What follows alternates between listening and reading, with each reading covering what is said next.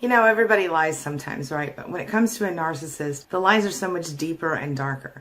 So today, queenbeing.com, we're going to talk about lies, how narcissists lie, why they lie, and how those lies compare to the lies of healthier people.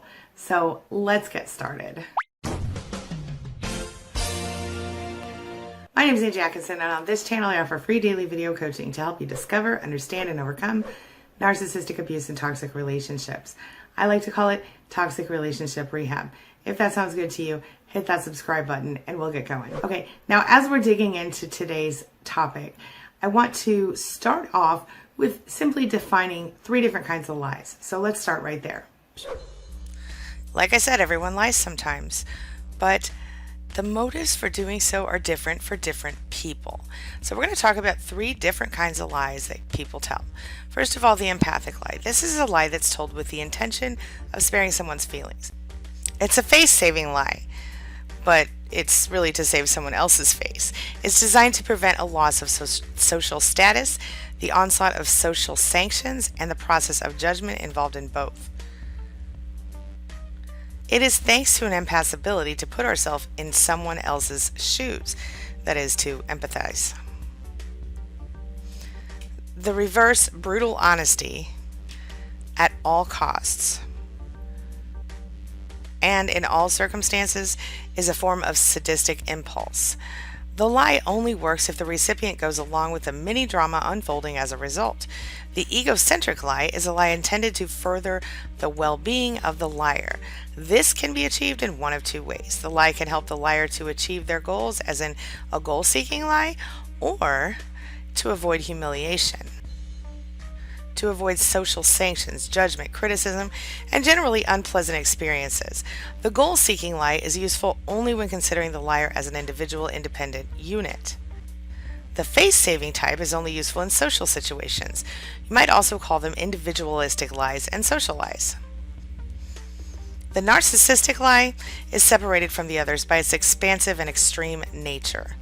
It is all-pervasive, ubiquitous, ever-recurring, all-encompassing, entangled, and intertwined with the elements of the liar's life and personality. Sometimes the narcissist doesn't realize it's a lie. They believe it in the moment, but everyone else can see it. The narcissist liar is rather like a hunchback without a mirror. They don't believe in the reality of their own hump. It seems that when the liar does not believe their own lies, they are able to convince people quite effectively. But if the narcissist does believe their own lies, sometimes they have a harder time convincing others. Or the reverse. Lies serve to heal narcissistic wounds or to prevent ones from being inflicted in the first place. They prop up the narcissist's self-esteem, regulate his or her sense of self-worth, and protect their self-image.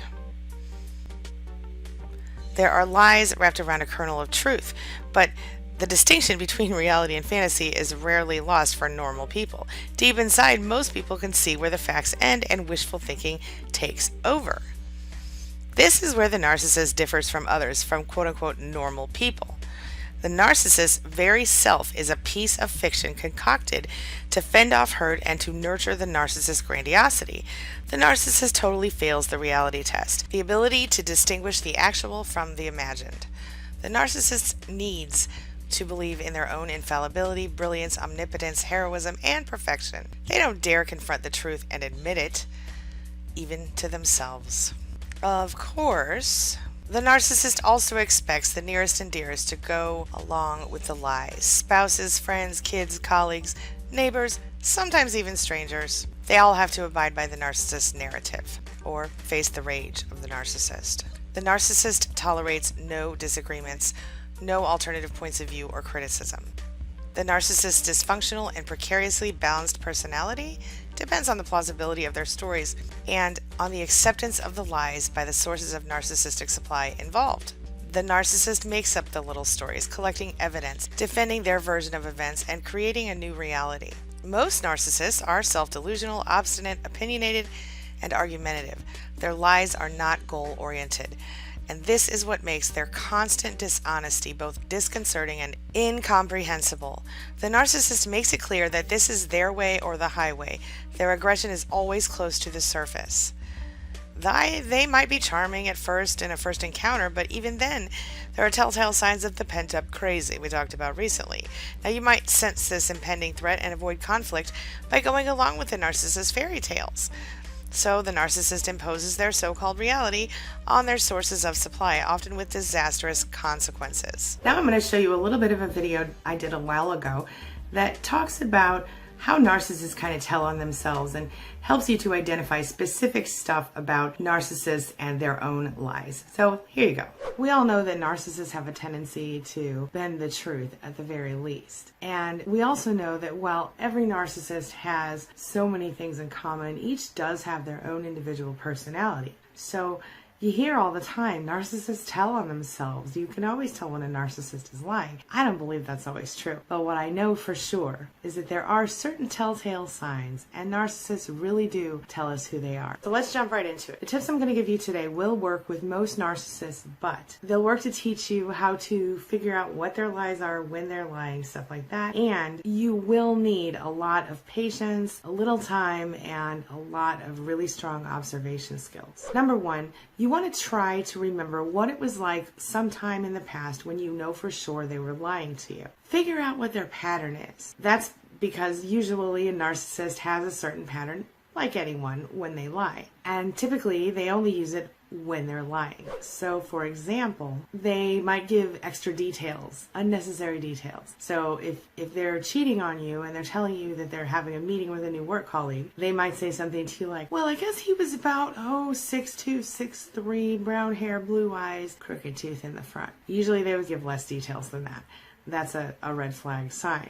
So maybe they'll have unnecessary details, or maybe whenever they lie, they smile, or when they lie, half of their face smiles and half of their face doesn't.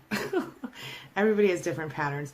Whatever it is for your narcissist, watch the patterns. Maybe they won't look you in the eye, or maybe they touch their face a lot, or maybe they cover their mouth. Whatever the pattern is for your narcissist, watch for it and use times in the past when you know they've lied, sort of as a way to figure out scientifically when they're lying in the future. Number two, try to figure out exactly what the narcissist's motive might be for telling the lie. Are they lying because they're cheating on you and they want to keep you on the line just in case? Are they lying because they want to seem more exciting and grandiose than they really are? Are they saying they got a promotion when really they didn't? Usually they're either lying to hide their flaws or to inflate their image, or for their own issues of jealousy or insecurity. And often the lies are either harmless or they are lies that cause you to be hurt in the future, as in if they're cheating on you, for example. Number three is a good one. This one is one that not everybody's going to tell you. Here's a little secret about narcissists. If they think you don't believe them, they will work harder to make you believe them, to fabricate, to hurt you even.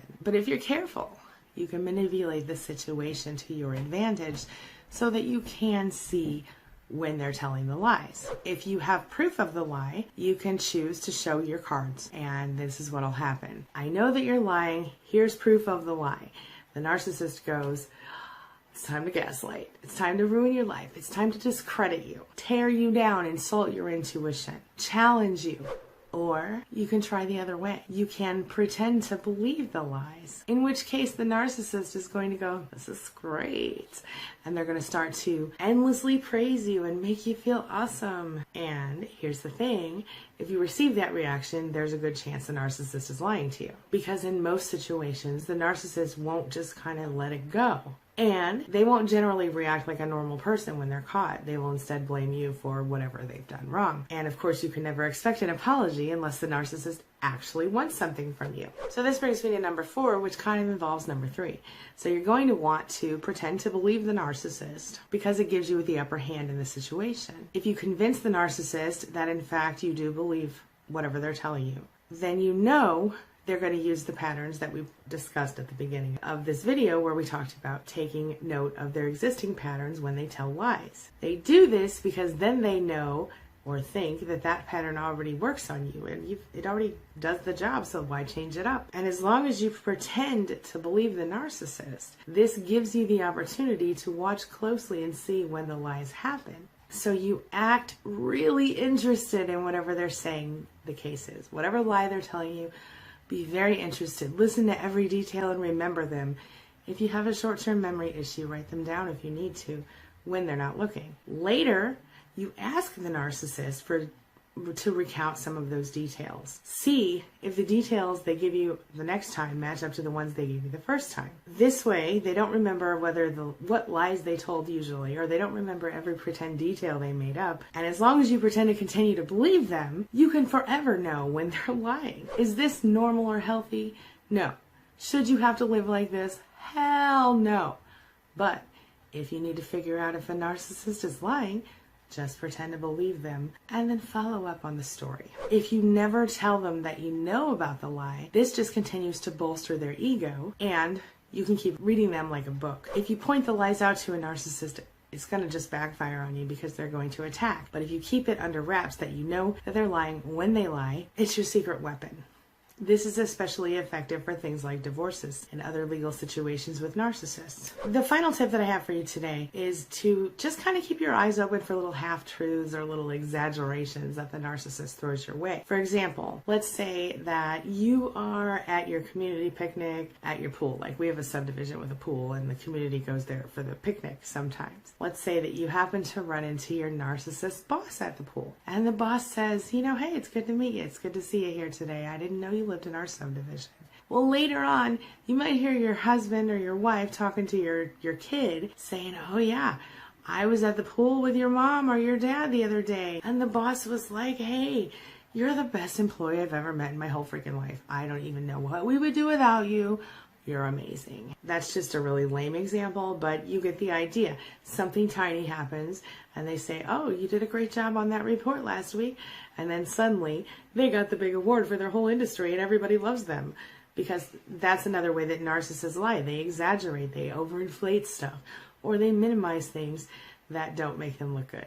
The reason that I bring this up is because it's a real easy way for you to sort of get a gauge on when they're telling the truth and when they're not. So if you can watch for those little exaggerations, you can watch the way their face looks when this happens. Watch what their eyes do. Watch how their mouth looks. You can read a lot in a person's mouth and inevitably pick up some new patterns. I think the key to proving anyone to be a truth teller or a liar comes right down to one fact, and that is that you watch their patterns, you learn how they roll, and you follow them. All right, this brings me to the question of the day. And the question of the day is, how often have you been lied to by a narcissist? And what do you think were their telltale signs of lies? Share your thoughts and your experiences in the comment section below and see how they compare to the thoughts and experiences of other survivors. You never know, you might just help one person know that they're not alone today. And if you can do that, what an amazing feeling that would be. All right, that's all I've got for you right now. As always, thank you so much for being a part of my day and a part of my life. And hey, thanks for letting me be a part of yours. It really does mean a lot to me. I'll see you soon. It's my mission to teach others what I know to be true. You really can create the life you want. Take care of your body, take care of your soul, nurture the real you, and introduce him or her to the world. Be comfortable in your own skin and in your place in this world. Take your spot, take it now, and the universe will take its cue from you. You feel me? If so, subscribe to my channel. Let's get it done together.